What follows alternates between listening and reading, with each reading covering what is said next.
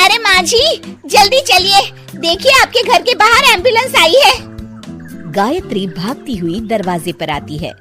तभी उसकी बहू चांदनी को एम्बुलेंस से बाहर लाया जाता है। हे भगवान, ये मेरी बहू को क्या हो गया? एक्सीडेंट हो गया माँ जी। अरे लेकिन ये कैसा एक्सीडेंट है? चोट तो कहीं नजर नहीं आ रही।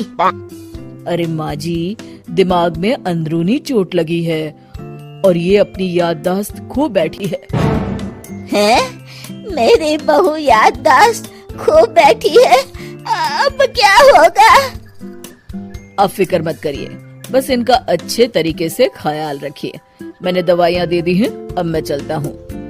अगले दिन, अब तेरी तबीयत कैसी है बहू? बहू? किसकी बहू? हम भैरवगढ़ की ठाकुर विक्रम सिंह की बेटी रूपवती हैं। हम एक राजकुमारी हैं और तुम हमारी दासी हो बुढ़िया।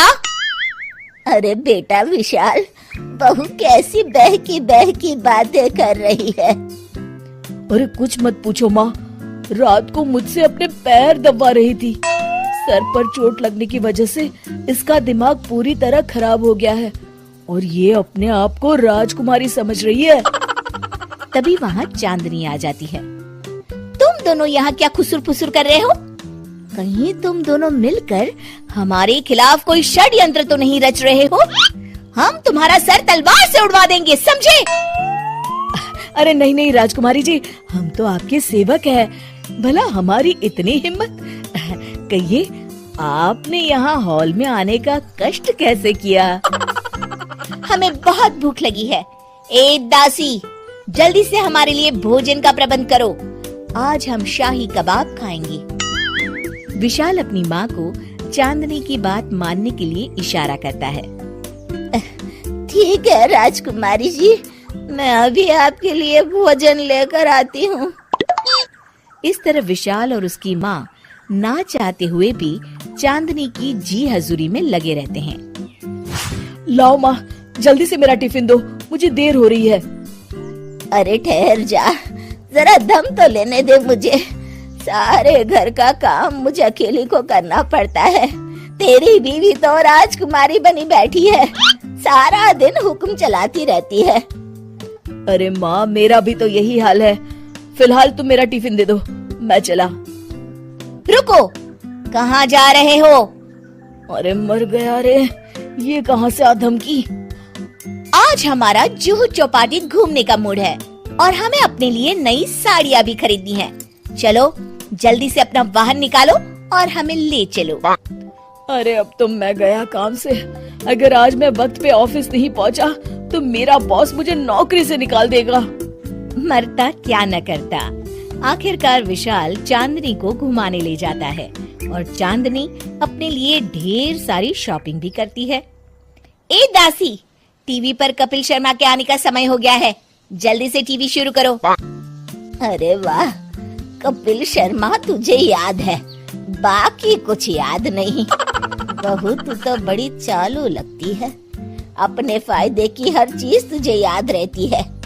मैं तो तेरी इस अजीब बीमारी से परेशान हो गई हूँ।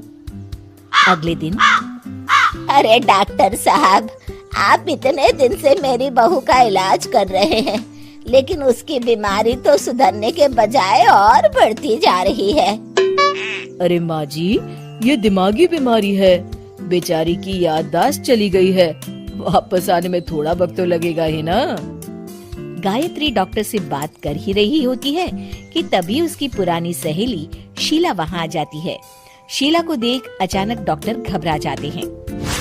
अच्छा माँ जी, मुझे एक मरीज को अर्जेंट देखने जाना है, मैं चलता हूँ। ये कौन था? अरे अब क्या बताऊँ शीला, एक एक्सीडेंट में मेरी बहू की याददाश्त चली गई है। ये डॉक्टर उसका इलाज कर रहा है। ये डॉक्टर कब से बन गया? अरे ये तो चमन पान वाले का लड़का है, सारा दिन नौटंकी करता रहता है। अच्छा तो ये बात है, अब मैं समझी। मेरी बहू और ये पान वाले का लड़का दोनों मिलकर मुझे बेवकूफ बना रहे थे। चल तू मेरे साथ। गायत्री शीला को एक बड़ा सा डंडा हाथ में देकर अपनी बहू चांदनी के कमरे में ले जाती है। बहू, ये मेरी सहेली है, एक डॉक्टर है। इसने तेरे जैसे न जाने कितनों का इलाज 2 मिनट में कर दिया है। इसका कहना है कि सर पर जहाँ चोट लगी हो, अगर उसी जगह दोबारा किसी बड़े डंडे से जोर से मारा जाए तो मरीज की याददाश्त वापस आ जाती है। देख, हम डंडा भी लाए हैं। अपनी सास की बातें सुनकर और हाथ में बड़ा डंडा देख चांदनी घबरा जाती है। अरे बाप रे, मैं तो फंस गई। इस डंडे की एक बार की वार से ही मैं तो चारों खाने चित हो जाऊंगी। अब क्या करूं, क्या करूं, क्या करूं? लेकिन गायत्री, डंडा सर पर ठीक उसी जगह लगना चाहिए जहाँ चोट लगी है। अरे तू चिंता मत कर, 2-4 बार मारूंगी तो एक बार तो सही जगह लग ही जाएगा ना। चल बहू, तैयार हो जा। अरे नहीं नहीं माँ जी, मुझे मत मारिए। दरअसल घर के काम करने से बचने के लिए मैंने ये सब नाटक किया था। मुझे माफ कर दीजिए, मैं कान पकड़ती हूँ। दोबारा ऐसी गलती कभी नहीं करूंगी।